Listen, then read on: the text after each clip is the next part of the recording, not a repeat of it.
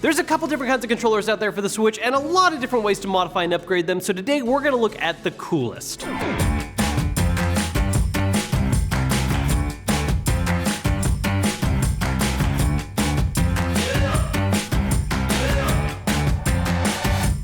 First, let's take a look at some stuff for the Pro Controller. Now, we've looked at shell exchanges before, and normally when we've done it, it's because people make different thematic designs or ones that are kind of like, if Nintendo did a special edition of this controller, here's how they do it. But something that we found recently that I thought looked super cool is these. Now, this may just look like a regular Pro Controller with blue handles, but there is a very important difference here. These are glow in the dark. Now, there's actually a few different colors to choose from for these, but I went for the blue ones because first off, I have a bit of a soft spot for blue lights. I think it just looks really cool, so having it on the Pro Controller I think is a really nice touch.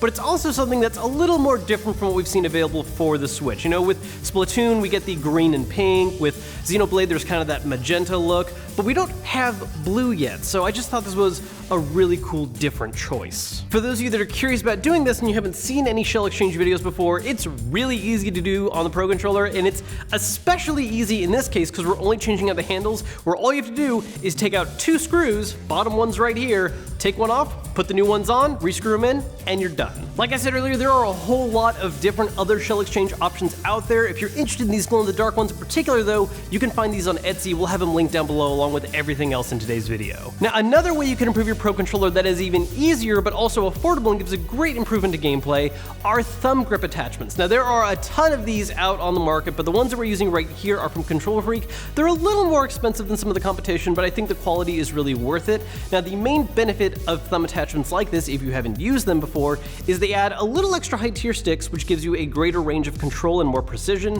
and it's a different texture that's a bit grippier, so make sure your thumb stays on the control sticks at all times. Now, with Control Freak in particular, there are a whole lot of different colors and designs they've done. Some are even tied into specific games, so it's really easy to pick one out that also matches the style you want for your controller. For instance, we're rocking these green ones on the Splatoon controller, so it matches a little bit. One of the most interesting, admittedly kind of novelty controllers for the Switch is the Pokeball. This is released for Pokemon Let's Go, and while it doesn't exactly have very many buttons, it has everything you need to play a Pokemon Let's Go without problems, but it also adds this really extra fun layer to it. The problem is, at the same time, it isn't exactly the most comfortable controller out there. So a solution for this that we found is this little grip right here. Just opens up, put the Pokeball inside, put the cover over it, and bam, it turns into basically a nunchuck from the Wii, where you still have access to the thumbstick, which is also clickable. There's this button on top that hits the button on top there, and you still have, of course, the full motion controls, but all in a much more comfortable package. It also comes with a little display stand that has a nice little place to put the strap,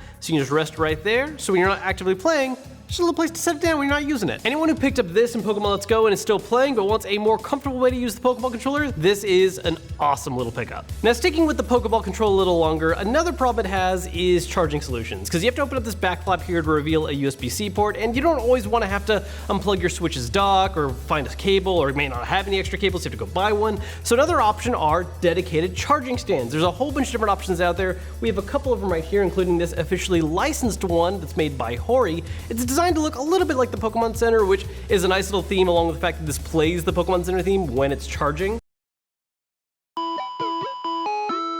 The way it works is just has this little attachment right here that plugs into the back of the Pokeball. It even gives a little place to rest the little flap, and you just place it right in here anytime you need to charge. Now again, this is the officially licensed one that Hori makes, which as a result is a little expensive for a charger, although it does look really cool as well. If you want to save a little money, there are again a whole lot of other options out there. For instance, this one that comes from Retro Fighters. Really basic design, same idea, where you just plug the controller into the USB port, and it gives a little place to show off your Pokeball while it's charging. Another great way to customize your Switch Pro Controller and Joy-Cons is skins like these from today's sponsor, DPad. They have a whole line of Switch skins that are completely safe to use. They make them for the controllers, the Joy-Cons, the Switch itself, and even the dock. They have a whole bunch of different colors and designs to choose from, so check out the link down below if you want to learn more. Now, sometimes the way to get a great controller in your Switch isn't to upgrade a controller that works for it, but instead take a different controller and make it work on the Switch. And a great example of this is the G-Bros adapter for the GameCube controller. Now, yes, of course, there is the official Nintendo GameCube adapter, which has those 4 great ports so you can do multiplayer games to Smash,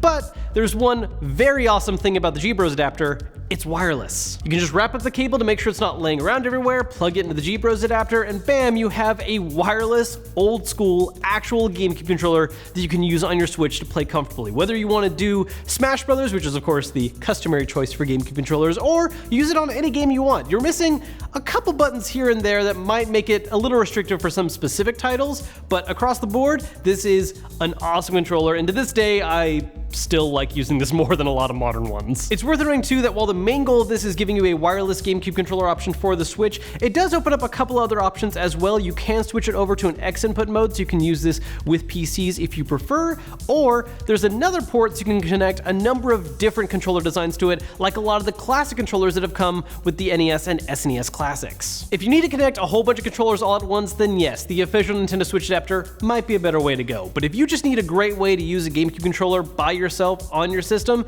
this is the best option as far as I'm concerned. Of course, we can't talk about different upgrades for Switch controllers without talking about the initial default option on the Switch, Joy-Cons. Now, what I have on these right now is a clear case made by Nyko called the Swivel Grip. Something we've talked about a few times in the past, actually ever since the Switch first came out, is that using Joy-Con sideways isn't always the most comfortable experience. And since then, there have been all kinds of different little grip designs you can use, and I still highly recommend all of those. We'll link some of them down below as well. But the Swivel Grip is an interesting option because it accomplishes a similar design while still having not some of the same downsides. The way this works is just a very simple little clear case that snaps over the body of the Joy-Con, and it adds these little, well, appropriately named swivel grips on the back that you can bring out when you want to use the controller sideways. Now, I will admit, buying an actual dedicated grip case can be a little more comfortable, but the benefit of this is that it's giving you the option to switch between using this kind of grip or folding them back down so you can still use it like a regular Joy-Con, and even leaves the slide rail open so you can still attach it to your Switch. The only real major complaint I have about these is that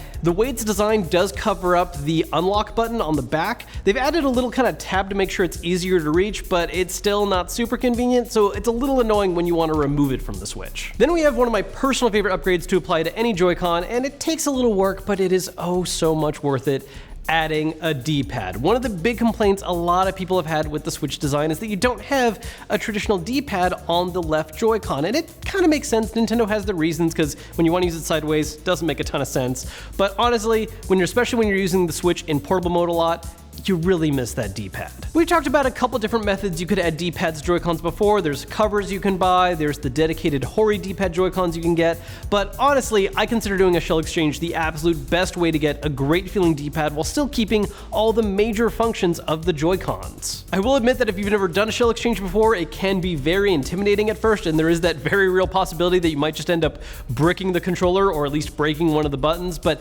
if you have the patience and you take the time and you're very careful, the rewards for this are great. Not to mention, you can get a whole bunch of different color options. If you're like me and you miss the D-pad and you want that on your Switch, this is the way to do it.